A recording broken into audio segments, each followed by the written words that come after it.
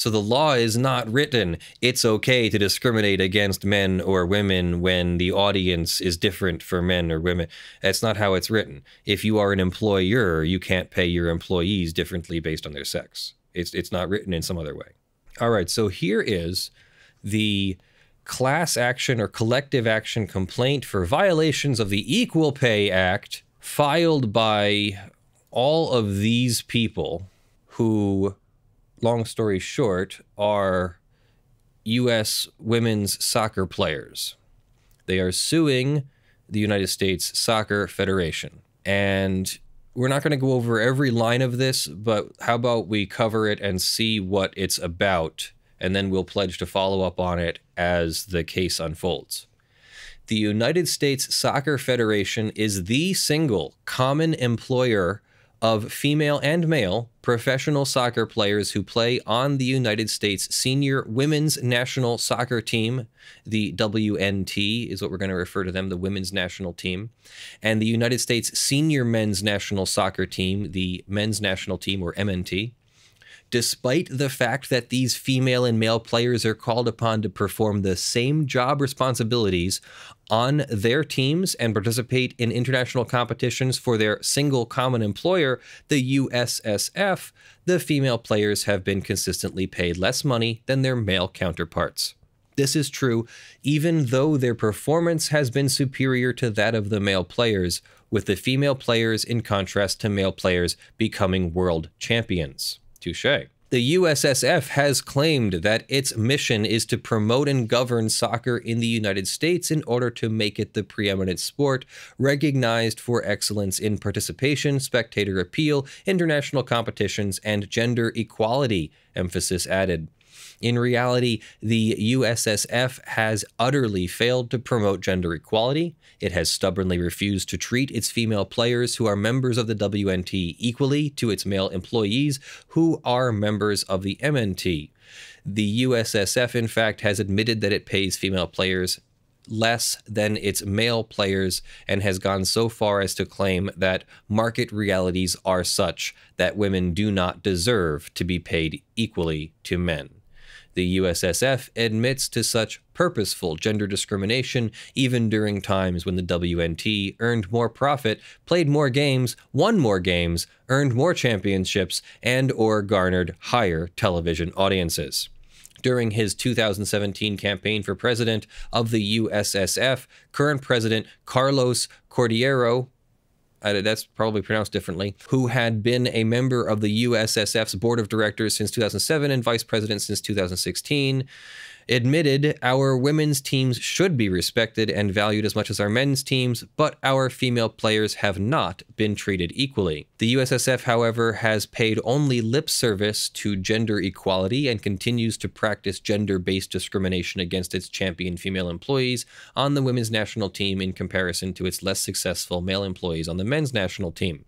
This collective and class action is brought by current female employees under the Equal Pay Act, 29 U.S.C. 206D et sequitur, Title VII of the Civil Rights Act of 1964, 42 U.S.C. 2000E et sequitur, Title VII, on behalf of themselves and all other similarly situated current and former women's national team players who the USSF has subjected to its continuing policies and practices of gender discrimination. The USSF discriminates against plaintiffs and the class that they seek to represent by paying them less than members of the men's national team for substantially equal work, and by denying them at least equal playing, training, and travel conditions, equal promotion of their games, equal support and development for their games, and other terms and conditions of employment equal to the MNT.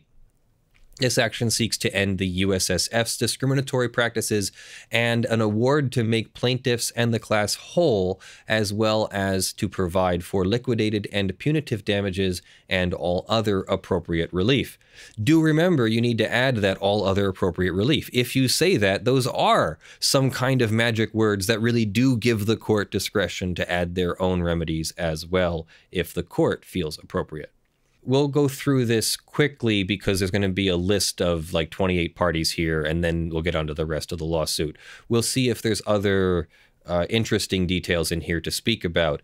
Not that this isn't interesting enough, but there's going to be some repetitiveness here. Like I said, there were already 28 class members there.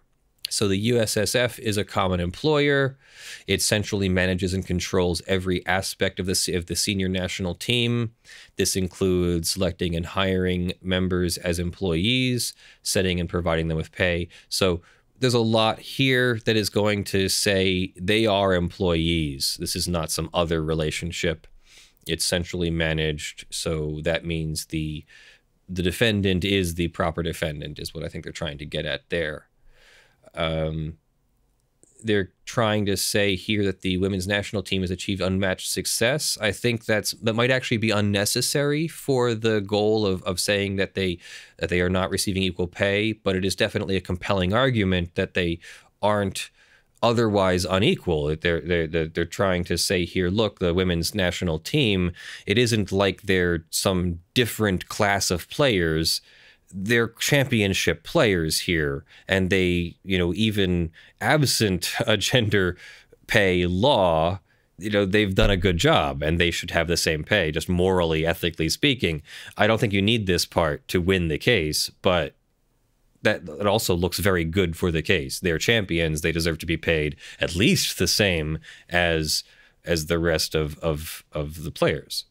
So they do talk about the championships, etc. Same job duties. I'm just reading the headlines here.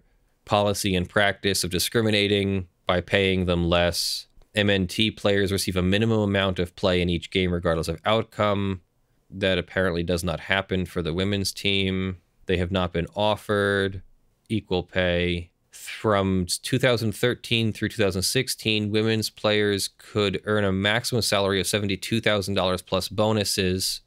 If each team played 20 friendlies in a year and each team won all 20 friendlies, female players would earn a maximum of $99,000 or $49.50 per game, whereas similarly situated male players would earn $263,000 or $13,000 per game. A 20-game winning top-tier women's player team would only earn 38% of the compensation of a similarly situated men's player. And there are other examples here. Men's performance bonuses were $5.4 million. Women's were 1.7, 3 times less. The USSF has a policy and practice of discriminating by providing them with less favorable terms and conditions. Let's just skim through here. Natural grass on the men's surfaces, whereas the women wanted the same thing and they couldn't get natural grass. And then there's the collective action, class actions, violation of the Fair Labor Standards Act, and prayer for relief is back pay, certification as a class, liquidated damages, interest, attorney's fees, and all other relief, exemplary and punitive damages, declaratory judgment of the unlawful practices, adjustment of the wage rates for the benefits of plaintiffs. So very interesting. I'm not sure how it does boggle the mind that an organization would blatantly pay people differently based on gender.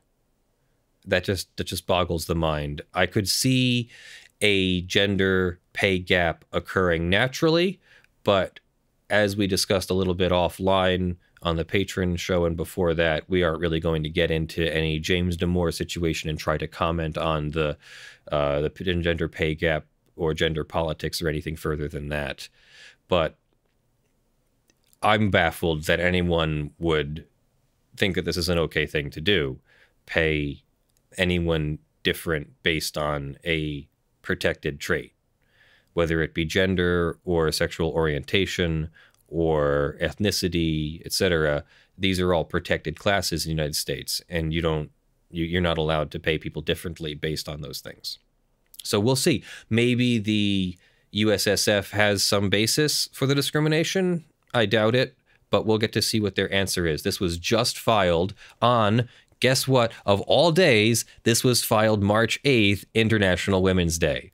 So I think there was some significance to the filing for the filers to wait for that day and file. If I was an attorney and the date was close, yeah, we'd probably wait for a meaningful date. But if the date was not close, then you just file it and get it started.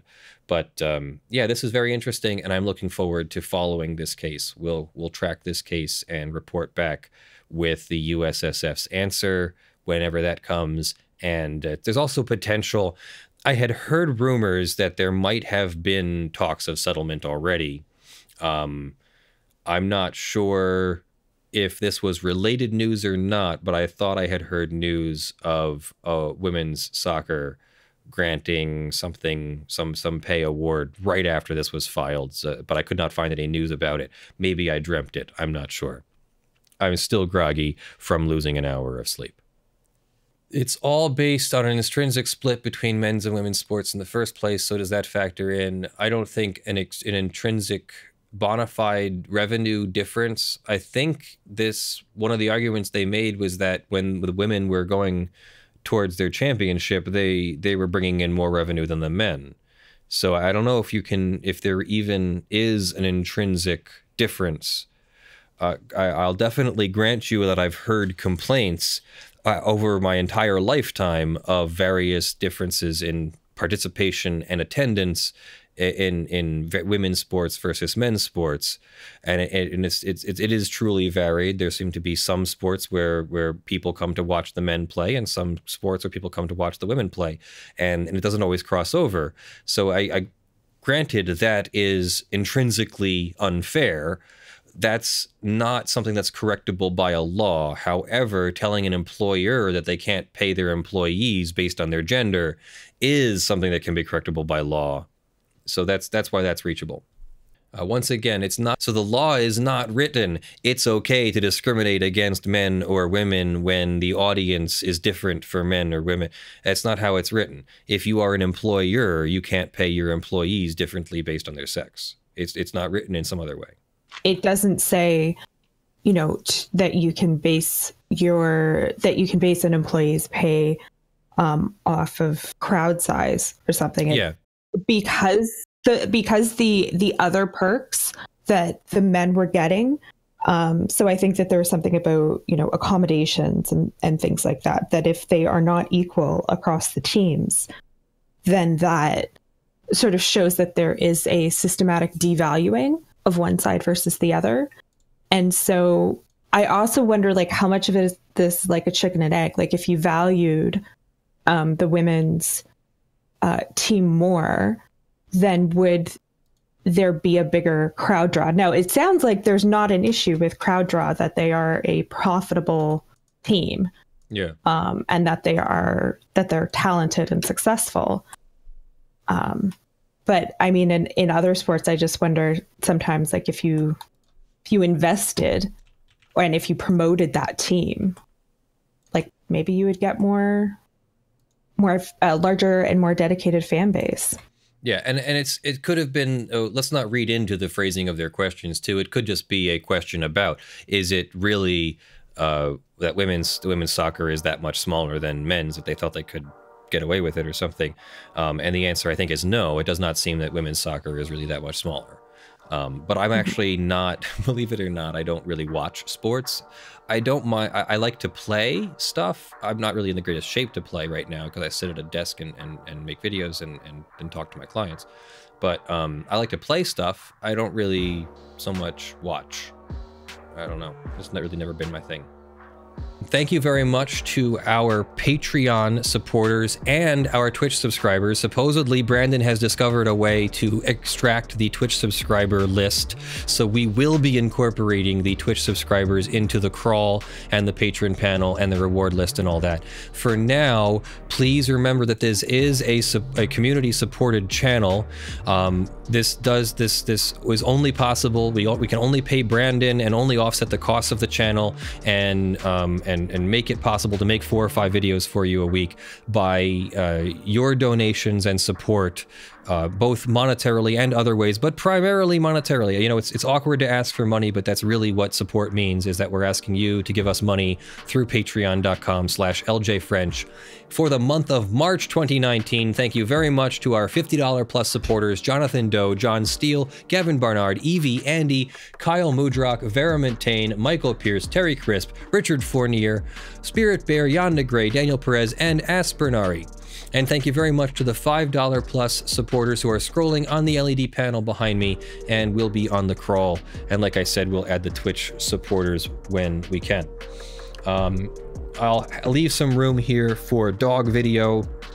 This week, we look forward to releasing the videos that we went over this morning. I'll release a Supreme Courtship video. We'll go over the soccer players that sued for gender discrimination, the NCAA players who can now receive unlimited education benefits but still have a cap on their non-education or cash pay, the fake subpoena story, the My Cousin Vinny opinion, and then the Fomance opinion. All sound like great stories to release this week, so I look forward to all of that. Love you all. I am Leonard French, your favorite copyright attorney. Thank you all for being lawful, masses, and I will see you this week.